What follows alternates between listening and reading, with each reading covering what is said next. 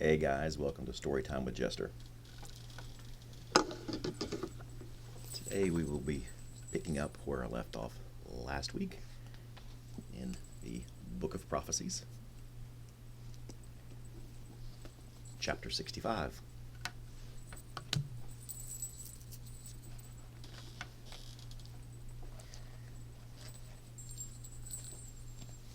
Hope y'all had a great Christmas and New Year's. Here we go. The short, pot-bellied crone ambled feebly through the bog, relying heavily on her staff for support. The green, mold-covered rags that hung off of her mottled, hunchbacked form dragged in the marsh as her bare feet made sucking sounds as they exited the mud with each step. The mushroom-capped skull that hung from the crook of her staff swung inches from her balding, wart-covered scalp, which divided her long, stringy gray hair down the middle. Surrounding her in the bog were fungi of all types and colorations, and she gave the appearance of a druid tending her grove. Suddenly, 3 hooded figures appeared out of nowhere. They each wore different colored robes, being deep green, indigo, and black. The black-clad figure spoke quickly and in a hollowed voice as he pulled back his hood, revealing his pockmarked face. "I come bearing a gift, lady of the ghastly lair," the warrior said. "If I may present it to you." He watched ever intently at the various fungi that surrounded her, anticipating the possibility of a spore attack, or worse, at any moment. "You I know," the old crone said. "A thorn in the side of Ikra you are," she added with a wry smile, black spittle oozing over her blotched lips. "I will receive your gift. Please me you want." The warrior reached out an open palm towards the indigo-clad figure, which produced a large pouch and handed it to the warrior. "I believe these belong to you, my lady," he said, tossing her the pouch. Suddenly a purple-robed figure appeared beside the crone and caught the pouch. His eyes were set back in his head, and dark rings beneath gave the appearance his sockets were dark voids. He had a long, flowing white beard that ended below his breast in a point. "Tell me," the old crone commanded the newcomer. He opened the pouch and peered inside. A look of disdain came across his face, and he nearly shoved the pouch at her. Taking it, she too looked inside. Letting it rest in the palm of her hand, she gently shook it, as if weighing its contents. Looking up at the warrior, she said, "Are those?" "Yes," he answered, before she finished the question. "Smart you are, coming into my abode with a gift such as this," she said. "I will endure your presence a little while longer. Tell me, why are you here?" "To trade," he answered. Anger started to well up inside the old crone, and she did nothing to hide it as she spoke next. "You dare bring me a gift which already belongs to me, and then ask for something in return?" Answering quickly to stem the tide, he said, "You misunderstand, my lady. The gift is yours, a goodwill offering, if you will. No, I have brought something else in which to barter with. A special gem, quite unlike those," he said as he nodded at the pouch, "but similar as well. An amethyst of great proportions, giving the owner great power." "I already have great power," the old crone interrupted. "Why, with a mere thought," she continued, "you would be dead and I could just take it off your corpse. Why should I barter with you? And for what is it that you want?" "Ah, my lady, I have no doubt in your ability to slay us where we stand, but like you said, I am smart. I would not bring such an item into your midst until a pact had been reached. No, it is safe away from this place." "You are starting to tire my old body with all of your mutterings," she said impatiently. "What is it you want?" "The orb," he said. "Ha!" she spat upon hearing his request. "The orb? For a mere gem?" she asked incredulously. Not a mere gem, he responded. A gem with power, she interrupted. I know, power. What kind of power? How would you like to take back the layer beneath you? He asked. Eh? She said with a raised eyebrow. He finally had her full attention. This is one of 9 such gems. You've owned, at one time I do believe, 4 others, he said, waiting for the realization to sit in, and then continued. This one befits a lady of your... He paused, looking around at the fungi, then continued, tastes. Much more so than those others. Yes, smart you are, she said. Right was I. So then, my lady, do we have a pact?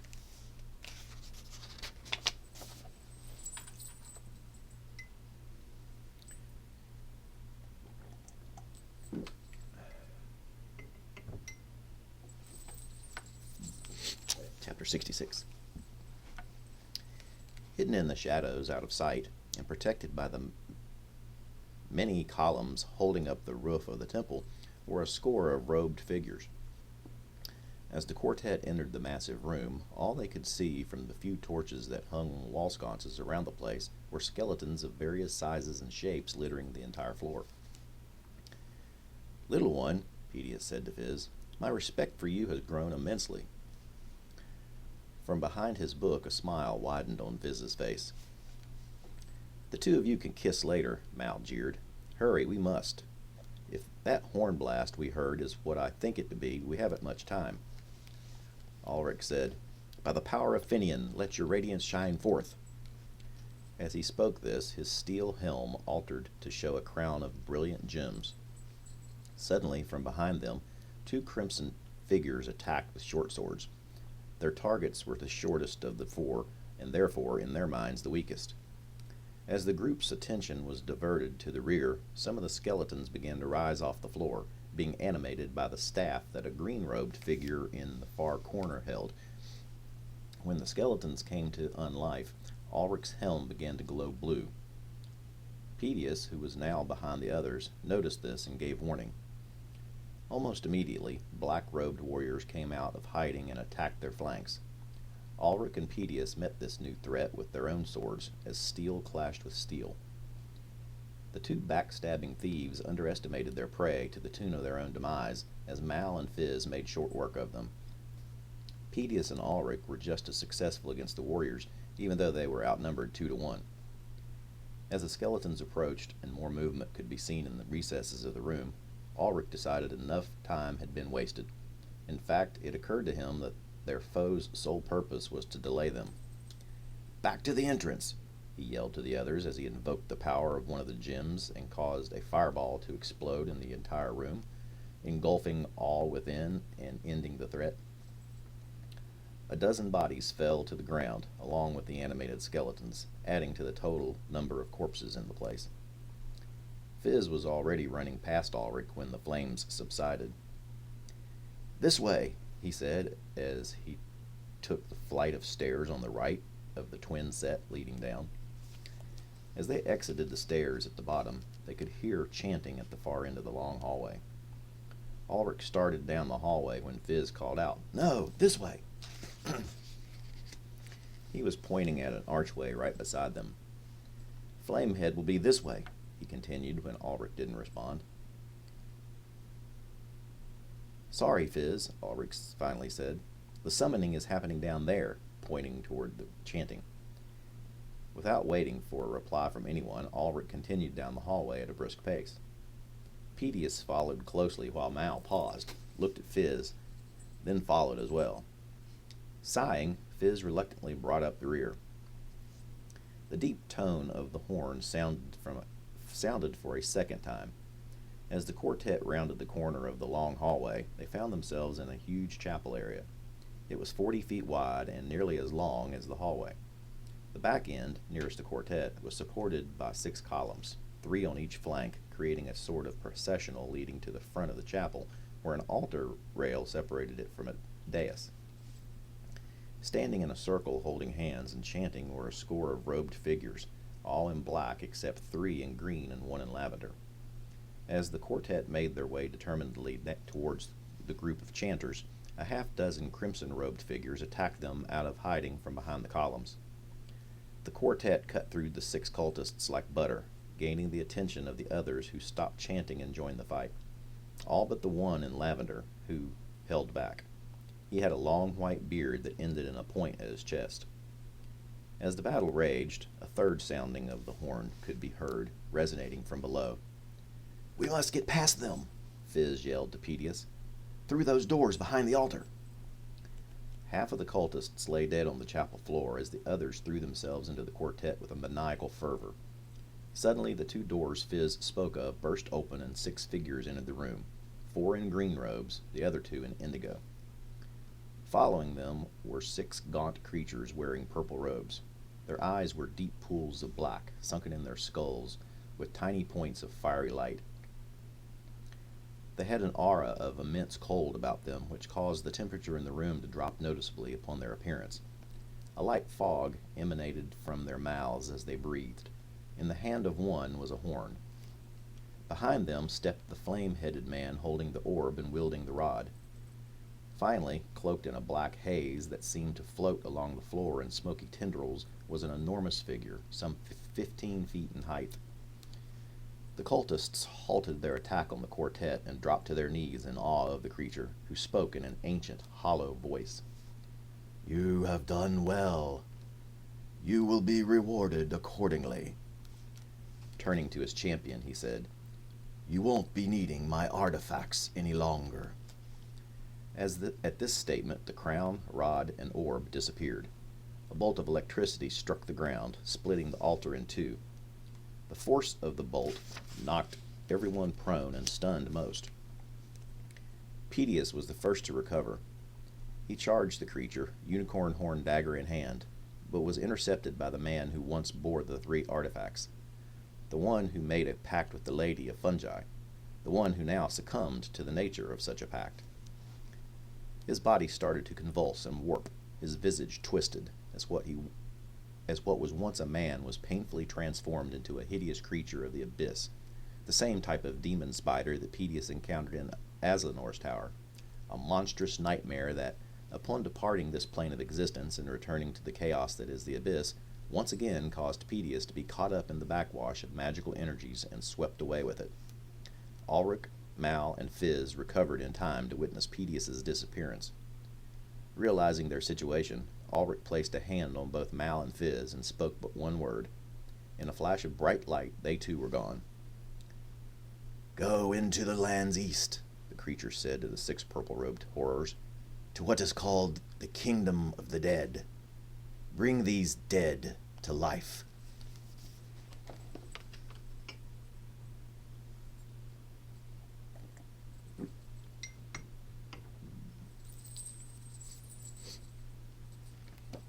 Journey Through Time. Chapter 67. The journey from Avignon to Fagras Fortress was uneventful. Andor even stopped off to see Marikai on the way. The borderland keep was bustling with steppe barbarians as they were eager to conduct trading and hire themselves out as mercenaries now that the winter snows were receding. Finitar took their horses to the stables while Andor made his way to the Dragon's Head Inn. The place was noisy to the point of deafening, as the barbarians downed one ale after another. Andor looked for a quiet, rather a secluded, spot for he and Finitar to rest from their journey, but none was to be found this day. As he scanned the place, his eyes halted on the earth, or rather, what was above the hearth. He had heard tale of Thorfinn's conquests, but to behold such treasures as his eyes did lie upon was something else indeed. The 2 flanking dragon heads were something to make any warrior proud, but they were nearly lost in the seeing as one's eyes were riveted to the central head. Only one word came to his mind as he stood there transfixed: enormous.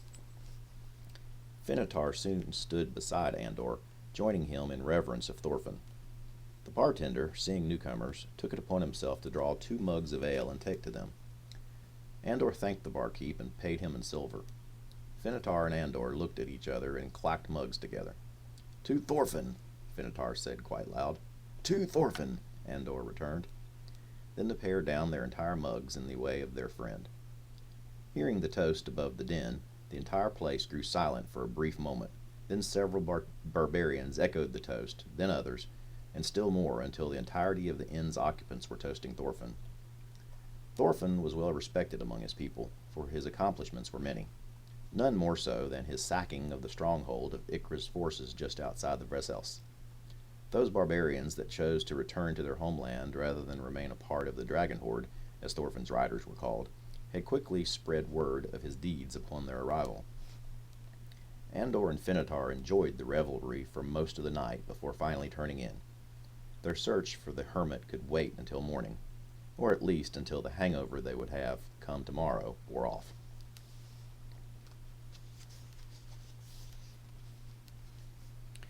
About midday, Andor and Finitar woke up. They slowly made their way downstairs and next door to the tavern, this time for much-needed food. They spared no cost on the meal, for their hunger was ravenous.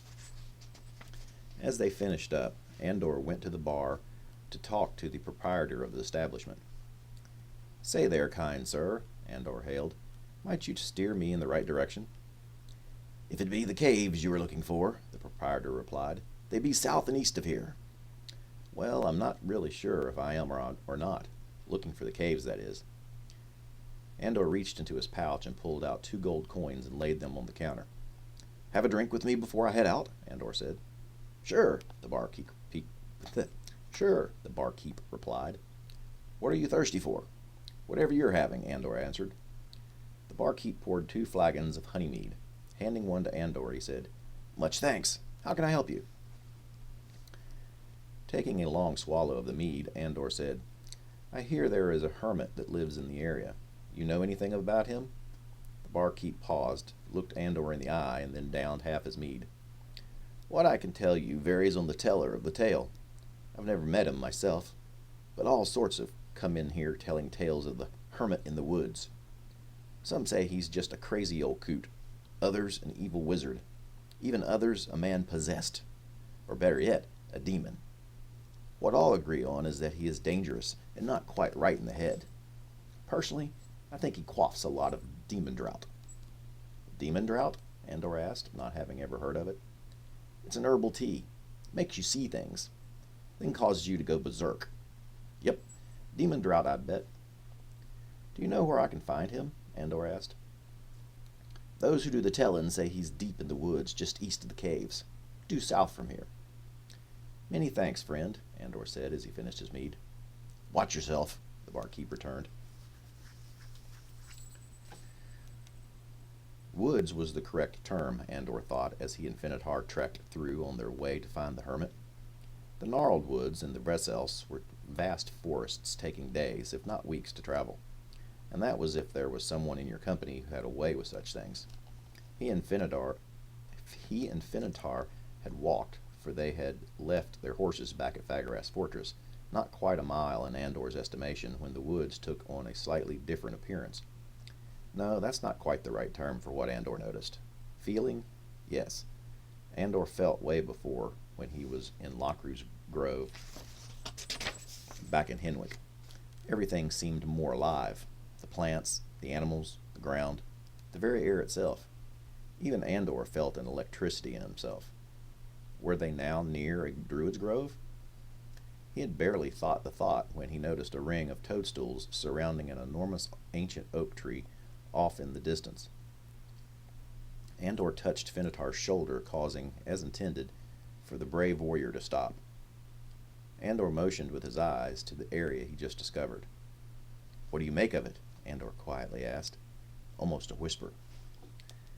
Before Finitar could respond, something touched him on his other arm. As he turned his head, he caught a glimpse of a beautiful maiden right before she seemingly walked into a nearby tree and disappeared. Normally this would have given him pause, alerting his senses for battle. Instead, he had a feeling of excited calmness, fascination. When he didn't respond to Andor, his friend and liege became curious. "Finitar?" Andor asked. "Elves," Finitar whispered more to himself in response to what he believed he just saw, rather than answering Andor. "What?" Andor asked, not quite hearing Finitar's first response. Finitar noticed movement near the ancient oak and turned back toward it. "There," he said as he stood transfixed. She was indeed beautiful. Her features were elvish, high cheekbones, pointed ears, and a slender, supple body. Her skin was a light ivory, showing a hint of tanning, and her spiked hair was frosted, with daffodils jutting up. She wore a gown of brown, green, and orange, and was standing to the side while looking shyly down at a beautiful bouquet of crocus that she cradled against her bosom. Finitar started to take a step forward when his arm was again touched, nay, grabbed, by Andor. "Up in the tree," Andor warned. Finitar broke his gaze away from the beautiful maiden long enough to see what Andor was speaking of. Lying nestled in the crook of two branches was a mountain lion. It was staring intently at the pair of intruders. Before they could take in these new circumstances, their nostrils were assaulted with an unusual odor. It seemed to be coming from the ancient tree itself, and had the smell of boiling herbs. The dryad, still looking at the flowers, spoke in a language neither Andor nor Finitar recognized. In seconds, a head popped out from behind a bush that was in front of the ancient tree. From the looks of it, it was human, although a very old human. "Greetings, friends," Andor hailed the old man. He was indeed old. His skin was wrinkled, almost shriveled. His hair, what was left of it, was stringy. He looked as ancient as the tree he stepped out of. "I see you've met Xyrus," the old man said, referring to the dryad. "She must like you," he said, looking at Finitar, "for she doesn't usually show herself." "Yes," Andor said, "and we noticed your pet? Protector?" motioning with head and eyes to the mountain lion up in the tree. "Friend," the old man corrected. "Companion." He looked up at the lion and smiled, showing a missing tooth. "What brings you to my grove?" he asked. "We come seeking knowledge," Andor replied. "Knowledge comes in many forms," the old man said, "and is obtained in various ways." The old man grimaced, as if remembering something. "The knowledge we seek comes from one man," Andor replied. "We seek it by information freely given. Are you the one known to many as the Hermit?" "You are kind," the old man said. "Don't you mean the mad hermit?" He stepped out from behind the bush as he said this. His clothing was as unkempt as his body. He wore tattered floor-length robes of brown and green, and on his stooped shoulders hung a cloak that looked more like a battle-scarred standard than anything. He looked more like an old hag than a man. An oaken cudgel hung at his waist, more of a remnant of what once was, for it was doubtful his frail old body could do much damage if forced into combat. Without waiting for a response, he continued, "I just finished brewing some tea. Would you care to join me in a cup while we converse on your topic?" Andor gave a nod, and the old man turned to go into the opening of the ancient tree. As he did so, Andor caught a glimpse of the artwork that decorated his cloak. It was enough to realize he was wearing a battle flag with the emblem Finitar did not recognize back at the Blue Dragon Inn in Osnaburg. The old man paused, said something to the dryad, and then disappeared into the ancient tree. The dryad went and produced 3 tree stumps that she placed inside the ring of mushrooms, all the while smiling at Finitar, who in turn seemed completely enamored with her as well. The old hermit returned moments later carrying a wooden platter bearing 3 wooden cups and a teapot. He urged Andor and Finitar to sit on the stumps as he himself did the same. He took one of the cups for himself and handed the platter with the remaining 2 to Xyrus. "Be a dear and serve our guests," he instructed to her. She walked to Andor and turned the platter so that one of the cups faced him. He took it with thanks. She then moved to Finitar and personally handed it to him, making sure their hands touched in the transfer. She then took the teapot of boiling water and in turn filled each cup, mixing the water with the herbs. The old hermit put the steaming cup up to his face and inhaled deeply, as he wafted the aroma towards his nostrils with the wave of a hand. With closed eyes, he took in all the fragrances that the various ingredients of his personal concoction released. As he let out a delighted sigh, he opened his eyes. Seeing that Andor and Finitar had yet to taste their tea, he urged, "No need for the niceties, lads. Drink up. Now, what is it you wish to know?" The two took a sip of their brew, quickly followed by the old man. "Before I get to that," Andor said, "we noticed the cloak you were wearing. Do you know the nature of the emblem it bears?" "Yes," Finitar added, breaking his gaze from the beautiful Xyrus. "I have never seen that standard in any of my studies or travels." "Nor would you," the old hermit replied. "The nation was wiped out of existence nearly 3,000 years ago." "So then it's magical," Andor said. The old hermit looked at him with a raised eyebrow. "The cloak," Andor clarified. "Ah, the cloak," the hermit responded. "It has seemed to hang around for quite a while. I supposed it could still have some magic imbued in its fabric. All it's done for me is to keep me warm in the winter." "I haven't read about a kingdom ruling here that long ago in any of the books of lore," Finitar said, skeptical of the old man. "Nor would you," the old hermit said, agitation in his voice. Xyrus gave a sudden glance at the hermit as he said that. She lithely made her way to the ancient tree and entered where the hermit had gone earlier. "It was all but destroyed, even its memory," the hermit continued, his voice sounding even more agitated. "Why have you come?" the hermit, now shouting, exclaimed, a hand moving towards his oaken cudgel. Xyrus quickly returned with another cup and poured water from the teapot into it. She then moved, placing herself between the hermit and Finitar, and handed the hermit the cup. She spoke to him in the language the two conversed in, and he sat back down, for in his sudden rage he had also stood to his feet.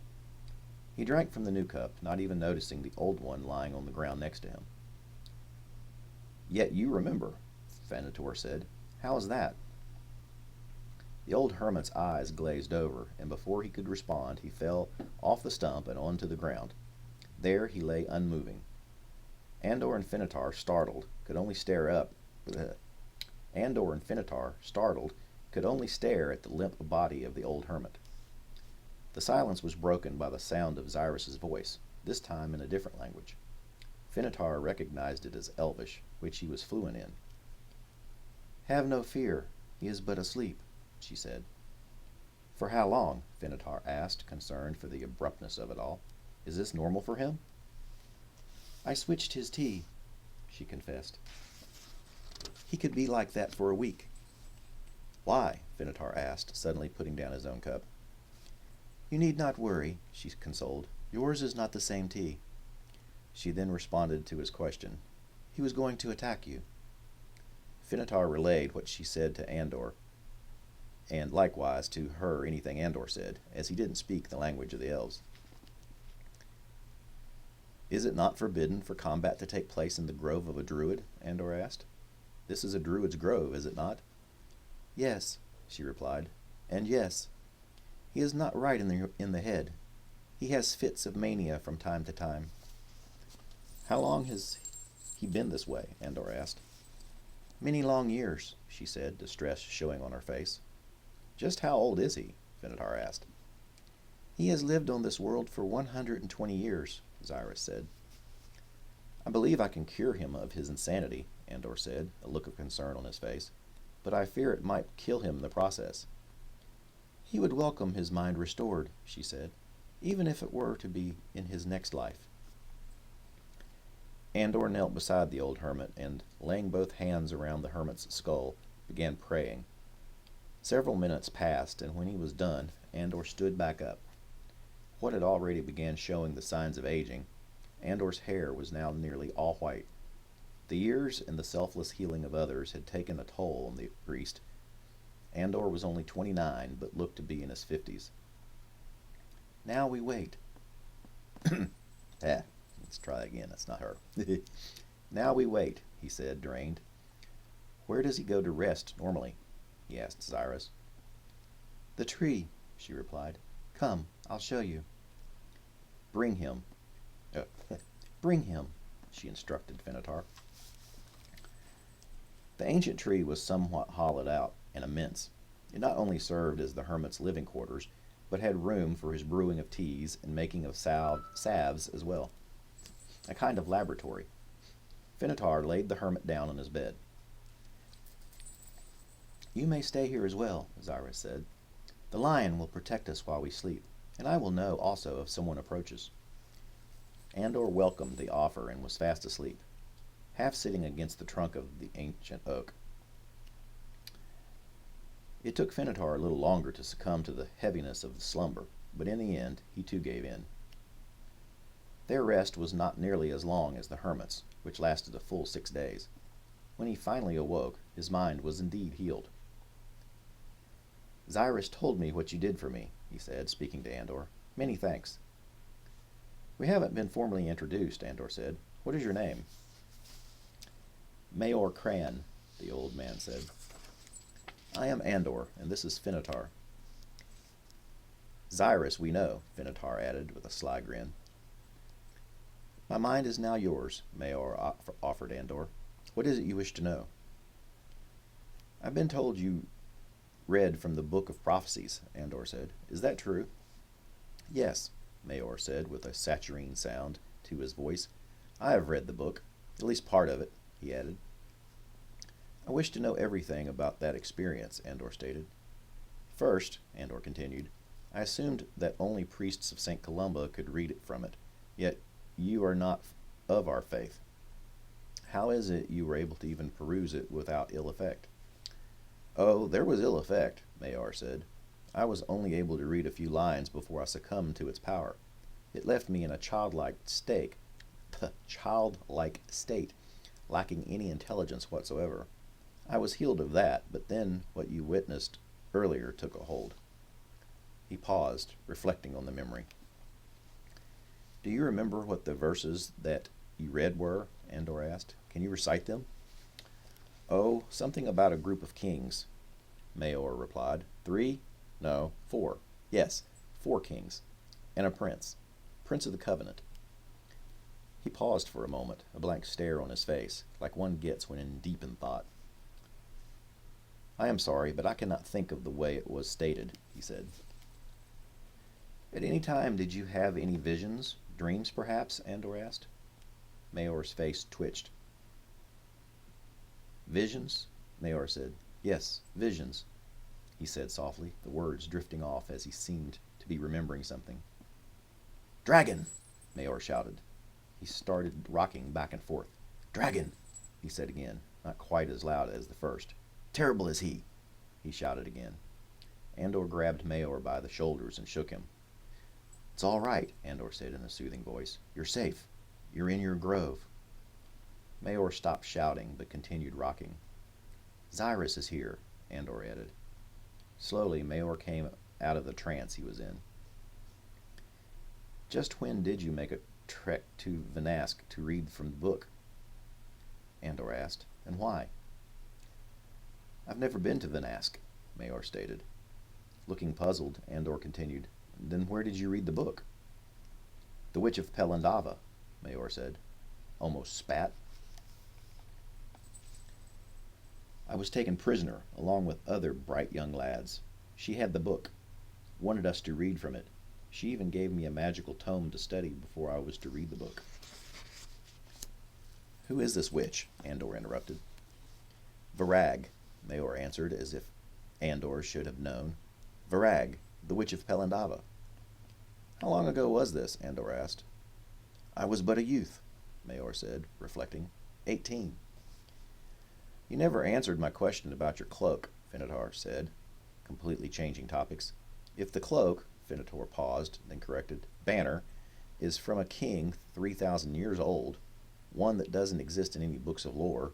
He paused, then asked his question. "How is it you know about it?" "Oakentooth," Mayor said. "What?" Finitar asked, confused at the response. "Who?" Mayor corrected. Mayor walked over to the surface of the tree, placed a hand on it, and repeated his answer. "Oakentooth." Seeing a need for explanation, he did so. "Oakentooth was here when the kingdom ruled. He lived for over 3,000 years, till one day he was just as you see him now. He was the lore. He taught it to me. When he took his final nap, Xyrus appeared. What was the name of the kingdom? Finitar asked. Dacia, Mayor said. It was what is now known as Pelindava. It was ruled by a just king and his beautiful queen. Dacia was on the best of terms with the elves, so much so that the elven king gifted the Dacian queen with a most rare and magical gift. Their cavalry was unrivaled. The steppe barbarians are said to be the descendants of those riders. What was the gift? Andor asked, curious. Oakentooth did not say, Mayor replied. Are you hungry? Mayor suddenly said. Without waiting for a response, he added, Here, I'll make us up some stew. As he began cooking a pot of stew, Andor and Finitar continued asking questions. How did Varag get the book to begin with? Andor asked. That I do not know, Mayor answered. Did Oakentooth ever say how the kingdom fell? Finitar asked. For a few minutes, Mayor didn't respond. He finished preparing the stew, and then, grabbing the pot by the handle, stood and said, Let's go put this on a fire. Once outside, Mayor started a fire and put the pot of stew over it to cook. He then went and sat down on one of the tree stumps, a solemn look on his face as he contemplated his answer to Finitar's question. Andor and Finitar each took a seat on the other two stumps. The kingdom of Dacia was destroyed in but a single night by a creature and its abominations. A creature that desires nothing but the utter destruction of all things, all existence. It is known by many names, but to those of nature like me, like Oakentooth and Xyrus, it is known by only one name, Doom.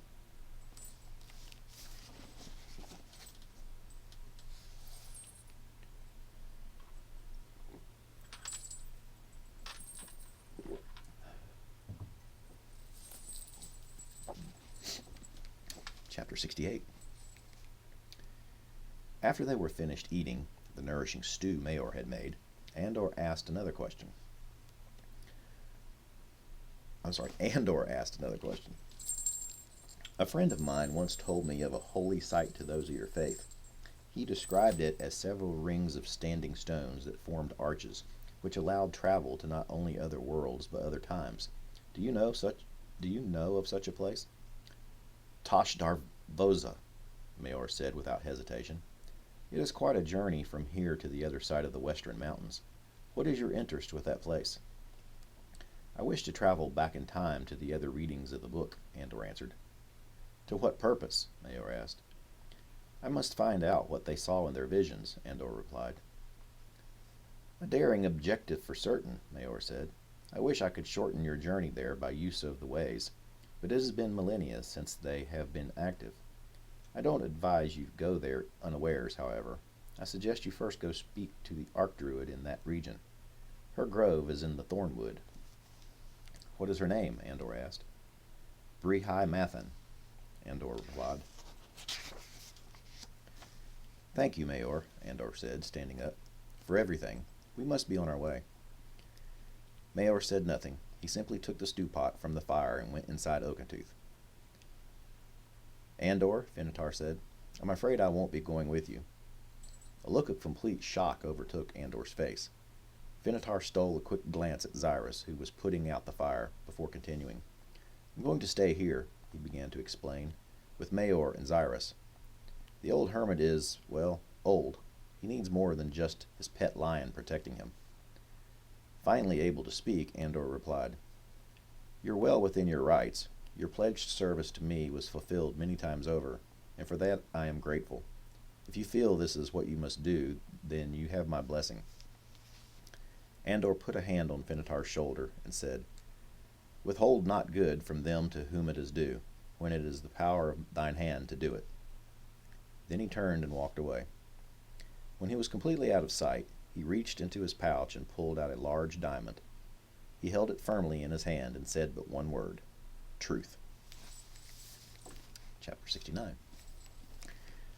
Truth was a magnificent flying steed, as were all the hippogriffs that Jovan had trained since Andor's group had rescued them 8 years ago. The speed at which such an animal could fly was incredible. As such, it would only take Andor 9 days to reach the Thornwood. The only real hazards he might encounter on the way would be storms and other flying creatures, notably the red dragon that reputedly hunted this territory. Andor hoped not to encounter such a creature. If he were to, his only hope of survival would be for truth to outfly it. Andor loved flying. He rarely got the chance to, for the overuse of the hippogriffs would only lead to discovery of their location and the unmasking, so to speak, of the identities of the protectors. On the few occasions that he did take to the skies on the back of truth, he thoroughly enjoyed every minute. You could only imagine what it would be like to actually be a creature that was able to fly, to command the air currents the way truth did, with seemingly no effort, to view the world from above in all of its beauty, absent of all the conflict, strife, and destruction brought on by those that walked on two legs. It was a cleansing of the soul to be granted such a different perspective. St. Columba must have heard Andor's unspoken prayer, for his flight to the Thornwood went without incident. From here he would have to go alone. He bid Truth farewell and safe journey home, and stood in awe as he watched Truth take to the skies once more. He couldn't remember a time when he was alone like this since his first coming to Henwick. He had always traveled with, at the minimum, Venator, usually many more. He was now on unfamiliar terms, and it rather unsettled him. Entering the woods was always at peril. To do it alone, without the ability of someone like Jovan, or the capacity to conceal oneself with invisibility like Xavier or Miranda, was a bit unnerving. He paused at the edge of the forest and prayed to St. Columba for protection. St. Columba had always seen him through any situation he had found himself in. This would be no different. Whatever trepidation he had felt subsided, and he entered the forest emboldened.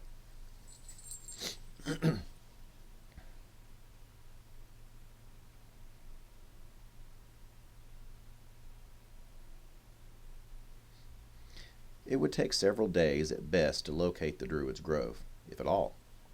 At night, when it was time to make camp, rather than make a fire which would draw unwanted attention to his whereabouts, he cast a spell on himself to ward off the cold. He cast a second spell to create a barrier around him to protect against insects, snakes, and other such creatures, and finally a glyph of warding to protect against mammals entering his personal space. In the mornings, he would purify enough food to last him the entire day from his supply of dry rations, and pray to St. Columba for his repertoire of spells and safe passage. Other than the occasional wild animal of the friendly sort, he encountered nothing and no one. On the fourth day, however, this changed. In the distance, Andor heard the rustling of leaves, and then a loud scratching sound, like some tool being used on wood. He froze in his tracks when he heard a loud blowing sound, deep and guttural. It was soon followed by a second blowing. It was this that drew his gaze to the cause of the noise. Partly hidden by the trees, but not making any attempt to be unseen, were two large black bears. One was eating berries from a large bush, while the other was tearing at the bark of a tree, rooting out an ant colony. Andor was at a loss as to what to do. Jovan had told him to always make a lot of noise when traveling through an area where bears were known to be, as they would be frightened off. The worst thing to do was to sneak up on them, as they would turn and fight, defending themselves, their cubs, or their territory. Here he was with two adult bears, which he stumbled upon, and who, up till now, was unaware of his presence. He thought he might be able to converse with one of them, using one of the spells he prayed for earlier. That thought had no time for fruition, for one of the bears had noticed him and was running on all fours at top speed right for him. Not wanting to harm the bear, but also wanting to see tomorrow, he cast the only spell that would achieve both, the namesake of his castle. The charging bear stopped a few feet from Andor.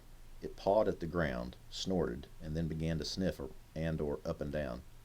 Then, to Andor's utter astonishment, it spoke. "Well met," a female voice said, as the bear suddenly shape-shifted to that of a portly human female. "I know now that you mean no harm. she said as the other bear strode up and stood next to her. I am Brehai Mathan, the woman said. You must be the priest Mayor sent word to me about. Yes, Andor said, phlegm caught in his throat. He coughed, cleared out the obstruction, and repeated, Yes, I am Andor. What have you journeyed to my woods seeking? Brehai asked. Knowledge, Andor said. Then after a short pause, he added, Advice.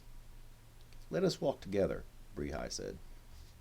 She turned and began walking, the bear keeping put until Andor strode in step with Brehai and then followed behind. What is it you would know? Brehai asked after a short silence. I wish to go to Tosh Darvoza, Andor replied. When she failed to respond, he added, Mayor said I should first seek your counsel concerning the place. What is your purpose there? She asked. I understand it is a gateway. Many gateways, he said.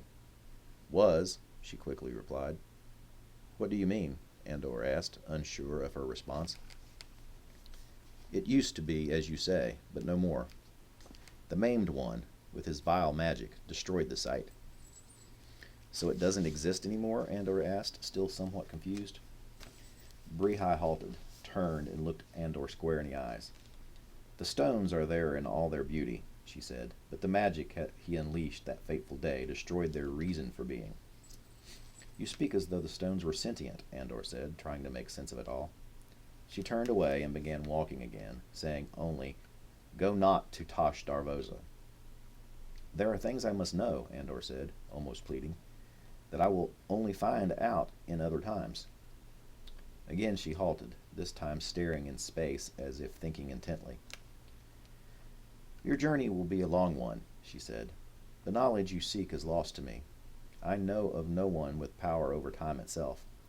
If there is a way, your Dosti Oakstone will know. Who is that? Andor asked, having never heard the name. She is the druidess that surpasses all others on our world, Brehai said, with reverence in her voice. Where can I find her? Andor asked. She can't be found, Brehai said. She reveals herself to those she desires to see.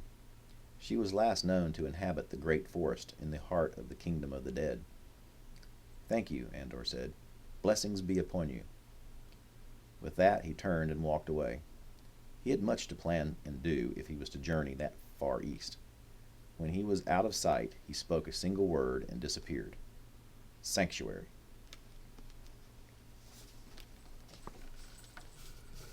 And that, my friends, is where we will end tonight's reading. I hope you enjoyed it as much as I enjoyed reading it to you. Don't forget to hit the subscribe, the bell notification button, the like button, and share to all your friends so that they can enjoy these videos as well. Also, make sure to leave comments in the comments section because I do enjoy those and I will respond as quickly as I can. And also, as I don't have a Patreon account or anything like that, so if you want to leave me a tip to help support this channel, you can instead go to the About section here in the YouTube channel. There are links there to be able to purchase my novel that I'm reading to you guys. It comes in hardback, paperback, and ebook formats. The links are there in the About section, and you can just go there and support me that way. And I would definitely appreciate that. And I guess that's about all I got to say today. So until next time, and as always,